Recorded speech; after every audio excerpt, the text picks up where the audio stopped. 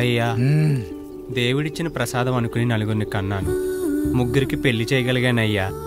ఈ ఊరి ఏమిచ్చినా మీరు తీసుకుంటారు కదయ్యా. ఇది మిగిలిపోయింది. తమరే ఏదో ఒకటి చెయ్యండి అయ్యా. అయ్యా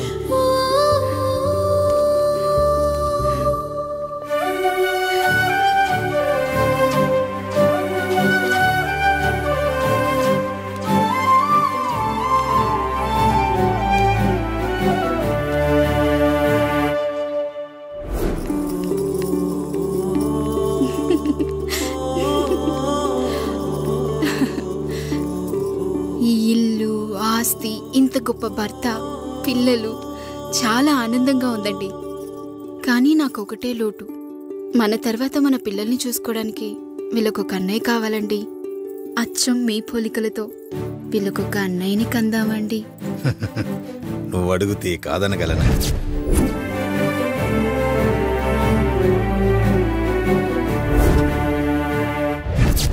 నానా, రాయుడెక్కడా? ఇప్పుడే వస్తున్నాను నాన్న.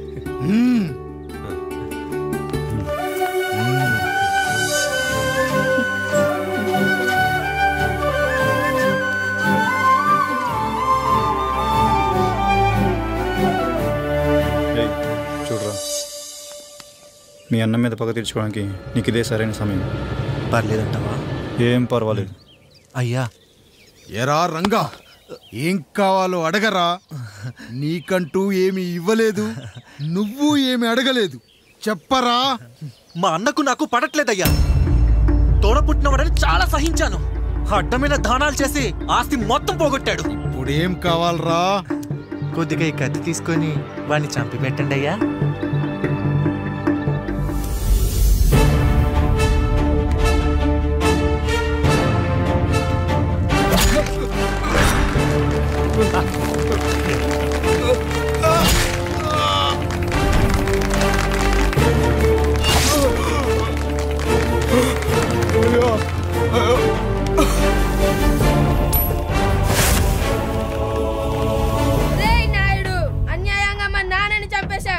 గుర్తుంచుకో, ఈ నాయుడి కొడుకు నీ కుటుంబం పాలిట సైనికుడిగా మారబోతున్నాడు. నిన్ను, నీ కొడుకుని, ఆడికి పుట్టబోయే కొడుకుని అందరినీ లేపేస్తా.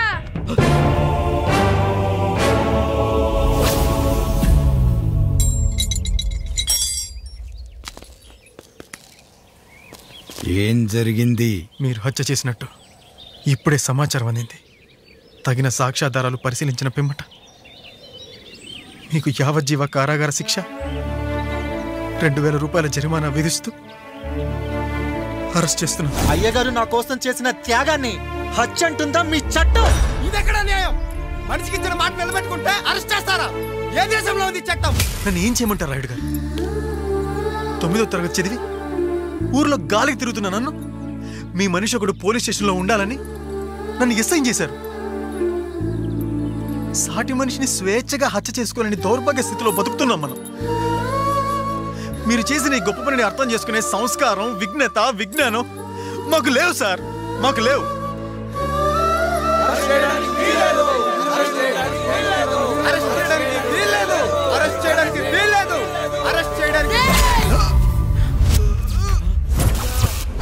నాయుడు గారు,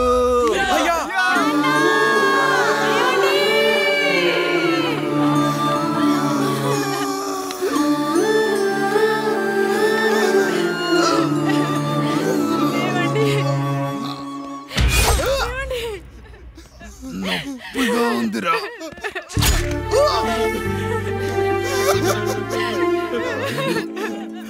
సుధా, నేను లేకుండా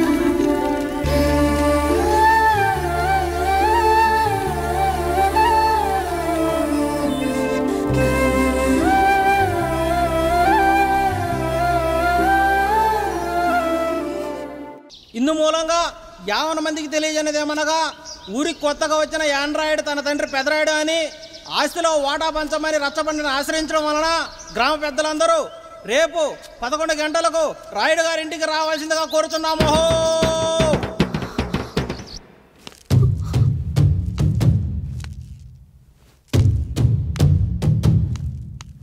ఎందుకొచ్చారు? తన తాత పాపారాయుడు గారు ఆస్తి తనకు కూడా కావాలంటూ పంచాయతీలో ఫిర్యాదు చేశాడయ్యా.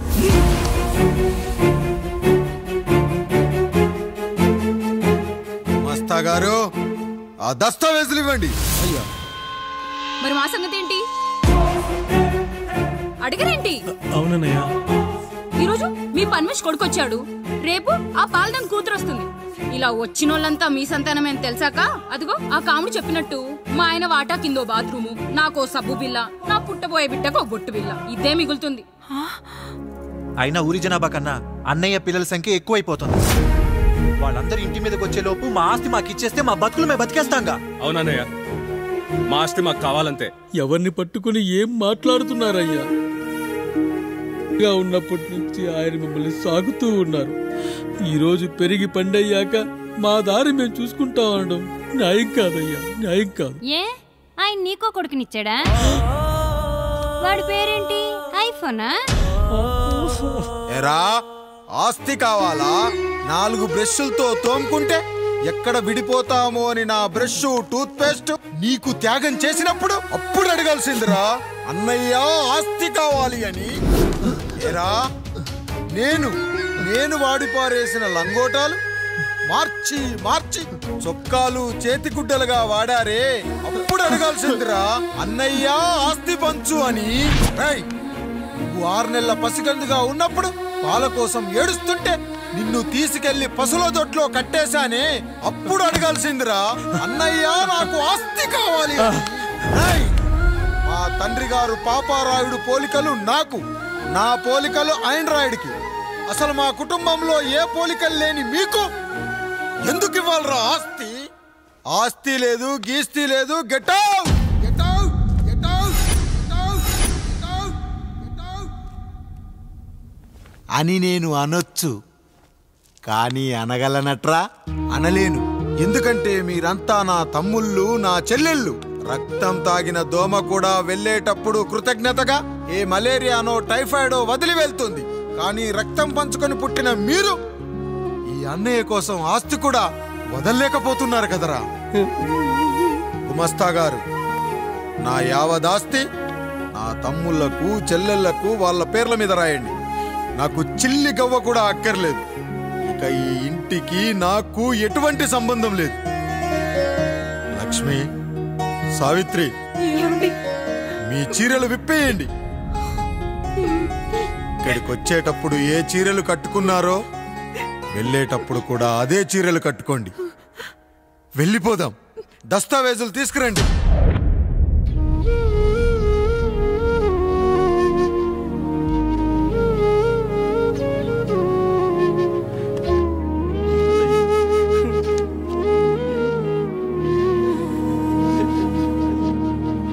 ఇక ఈ ఇంట్లో నా పేరు వినపడితే నా తమ్ముళ్ళు చెల్లెళ్ళు బాధపడతారయ్యా. ఈ ఇంట్లోనే కాదు, ఈ దస్తావేజులో కూడా నా పేరు ఉండకూడదు. నేను ఇక్కడ సంతకం పెట్టి వీళ్ళ మనసు నొప్పించలేను. అయ్యా, మొత్తం వదిలేసి మీరెలా బతుకుతారయ్యా? ఎండకు నీడలా, వర్షానికి గొడుగులా నన్ను ఇన్నాళ్ళు కాపాడింది. కష్టాల్లో సుఖాల్లో నాకు తోడుగా నిలిచింది. నా నిజమైన ఆస్తిని, కుటుంబ గౌరవాన్ని కాపాడింది. ఇదేరా నా ఆస్తి, అంతస్తు. ఇదే మా నాన్నగారిచ్చిన లంగోట. బంగారం లాంటి తమ్ముళ్ళే లేనప్పుడు నాకు మాత్రం ఈ బట్టలెందుకురా? వెతికిన దొరకదే రూపం, అరి పిలిచిన పలకదే ప్రాణం. వెతికా నువ్వు నడిచిన దారుల్లో, బ్రతికే నువ్వు విడిచిన శ్వాసల్లో. హో నీడనడిగా, గాలినడిగా, ఎక్కడని నా ప్రాణం. ఏరునడిగా, ఊరునడిగా, ఎందుకని మౌనం. బాధనను విడువనని తడిమినది వెంటపడి.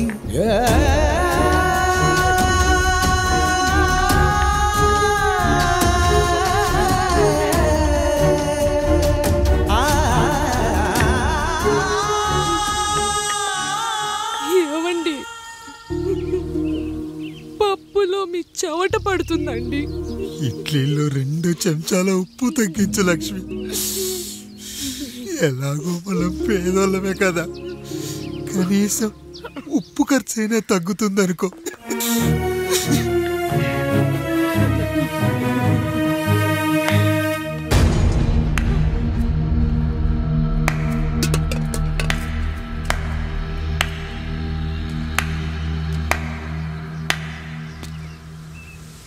పప్పు రుబ్బుతున్నావా పెదరాయుడు? ఎవడికైనా చేసిన పాపం పండుతుంది అంటారు, నీకు మాత్రం అదిగో అలా పిండయింది. అరే రే రే రే రే, చేతి నిండా భార్యలు, ఇంటి నిండా బంధువులు, బీరువా నిండా డబ్బులు, ఊరి నిండా జనాలు. ఏరి ఎక్కడ ఇంటర్వెల్ ముందు ఇంటర్ చదివే కుర్రాడు ఏదో ఆవేశంగా డైలాగులు చెప్పాడు, సెకండ్ హాఫ్ కు మర్చిపోతాడు అనుకున్నావు కదూ? మర్చిపోవడానికి నువ్వు నాకు ఇచ్చింది అప్పు కాదు, ద్రోహం. అమ్మ వచ్చిన ప్రతిసారి అడిగేవాన్ని, అమ్మా నాన్నెక్కడా అని. నీ గురించి తెలిసాక నీ ముందుకొచ్చా, నీ బ్రతుకుని ఇక్కడి దాకా తీసుకొచ్చా. పిక్చర్ అభి బాకీ హే మేరా పితాజీ. నిన్నిలాగే వదిలేస్తే ఈ ఆండ్రాయిడ్ తో వదలవు. సామ్సంగ్లు, హెచ్టీసీలు, లెనోవాలు అంటూ కనిపారేస్తూ మా అమ్మ లాంటి కోసం తిరుగుతూనే ఉంటావు.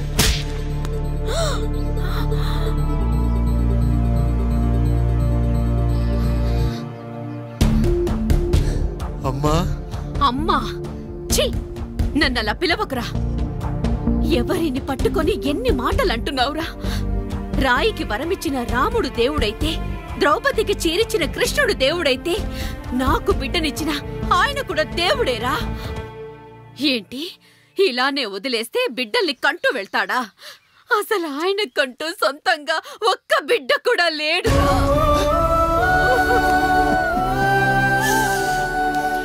అసలు ఏం జరిగిందో తెలుసా?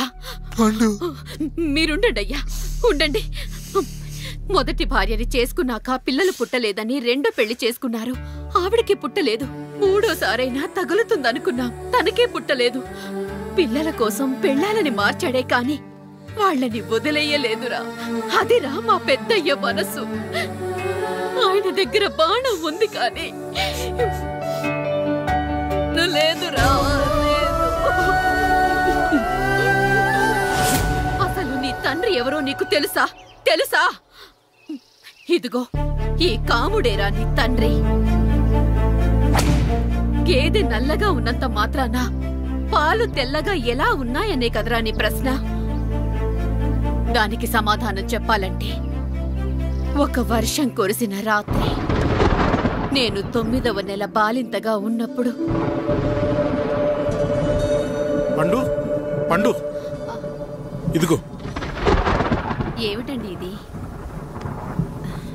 నిద్రలేస్తే నేను, బయటికెళ్తే గంటోడు, పక్కకెళ్తే పాలేరు, ఎప్పుడూ తిరిగే తాయారు.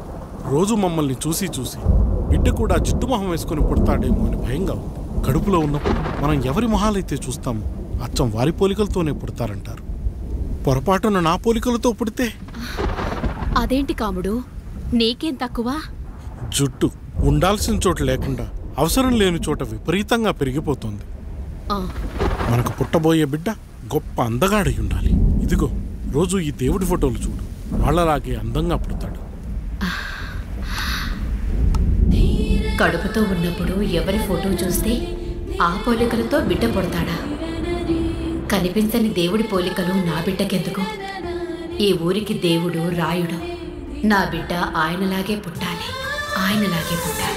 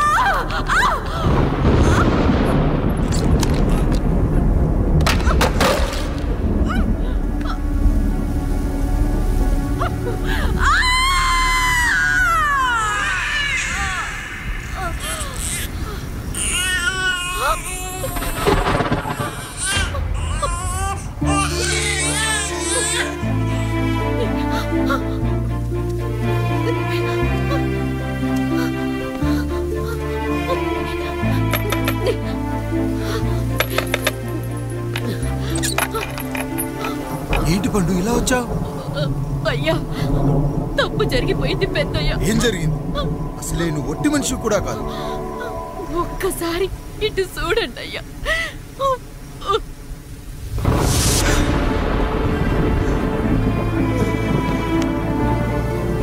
వీడేంటి అచ్చం నాలా ఉన్నాడు? అసలేంటి? ఎందుకు ఇలా జరిగింది?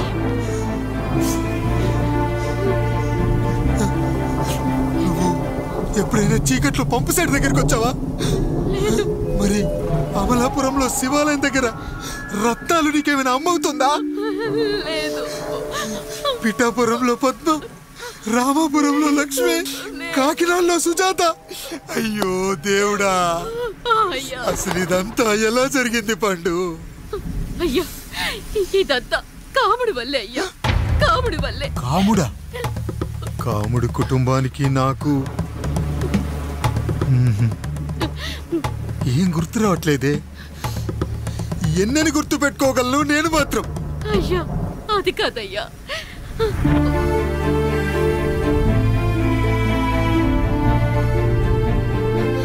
అలా రోజు మీ ఫోటో చూసి చూసి అచ్చం మీలాగే పుట్టాడు. అయ్యో, నా పోలికతో బిడ్డ కావాలనుకోవడం ఏంటి పండు? నువ్విలా చేయడం ఏంటి పండు? పోలికల కోసం ఫోటోలు ఎందుకు చూసావు పండు? అందుకే కదయ్యా ముందు ఆ డైలాగ్ చెప్పాను, తప్పు జరిగిందని. ఇప్పుడు ఏం చెయ్యాలయ్యా? స్వచ్ఛమైన మన ప్రేమను ఈ పాడులోకం అర్థం చేసుకోదు. కనీసం మీ ఇద్దరి జీవితం బాగున్నా ఆనందపడేవాడి. వీణ్ణి ఇక్కడ ఉంచొద్దు పండు, బయటికి పంపించు. బయటికి పంపించి బాగా చదివించు, గొప్పవాణ్ణి చెయ్యి. వీడికి అయ్యే ఖర్చంతా నేనే భరిస్తా.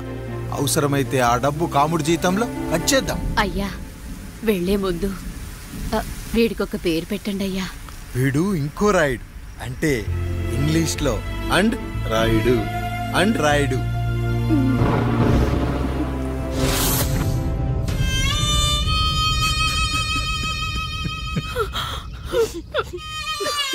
ఇదిరా నీ కథ, నా గతం. నిన్ను చదివించడం కోసం ఆయన మీ నాన్న జీతంలోంచి నెలకి 3,000, 4,000 కోసేసిచ్చేవారు. అప్పుడు ఆయన పడిన బాధ పగవాడు కూడా పడకూడదు. చూసావారా, దేవుడు లాంటి పెద్దయ్యని అనవసరంగా అనుమానించడం ఎంత పెద్ద తప్పు చేశావో అర్థమైందా? ఒకడు నిమ్మకాయ పెట్టి పసుపు వేసి ఉప్పు కలిపి పులిహోర చేయొచ్చు, కానీ ఆ పులిహోర ఎప్పటికీ దేవుడి ప్రసాదం. నువ్వు ఆ దేవుడి ప్రసాదం. ఇక ఆయనే మీ నాన్న. చూసావా అమ్మా, ఈ రోజు నుంచి నాకు 3 అమ్మలు, 2 నాన్నలు. నీకు మాత్రం ఒక్కడే భర్త, నాన్నకు మాత్రం ఒక్కటే భార్య. మా నాయనే. అయ్యా, బిడ్డను ఒక్కసారి ఎత్తుకొని తిప్పండి అయ్యా. బాబు, నాన్న,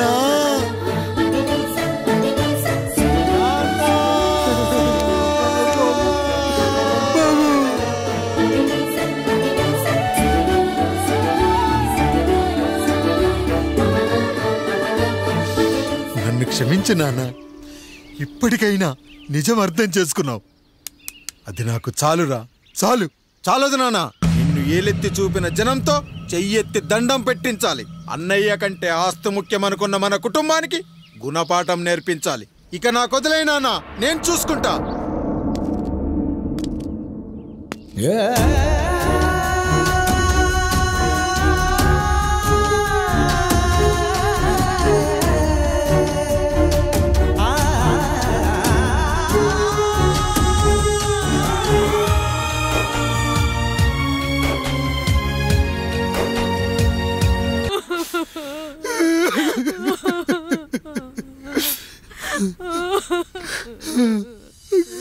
భార్య పోయింది, తమ్ముళ్ళు వద్దనుకున్నారు. కుటుంబం, ఊరు, ఆస్తి ఇప్పుడు ఏదీ లేదు. ఇక నేను ఎవరి కోసం బతకాలి? ఏ కరెంటు నా భార్యను పొట్టన పెట్టుకుందో అదే కరెంటు నా చావును కోరుకుంటుందో. నా చావుతో అయినా నా తమ్ముళ్ళు, నా జనం నన్ను అర్థం చేసుకోగలిగితే చాలు. ఉంటానురా, ఉంటాను.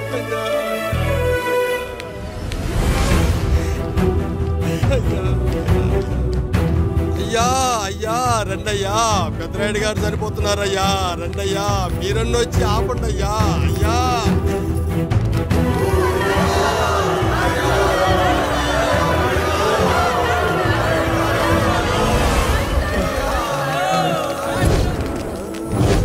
కొడుకుల్లారా, నా బిడ్డల్లారా, నా జీవితం మీకే అంకితం. మళ్ళీ జన్మంటూ ఉంటే మీకోసం తిరిగి వస్తాను.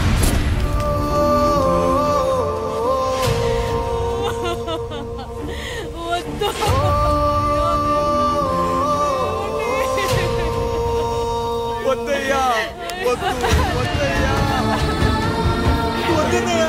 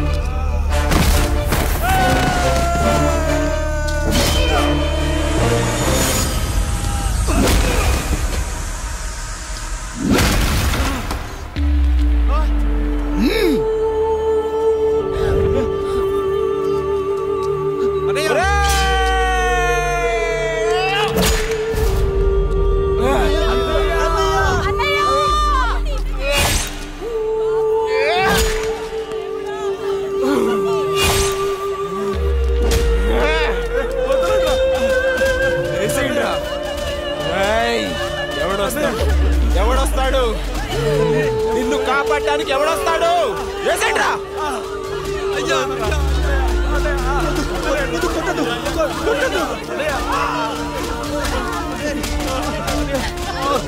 కష్టం వస్తే ఒక్కసారి నాన్న అని పిలవరా, ఆ సమాధిలోంచైనా లేచొస్తా.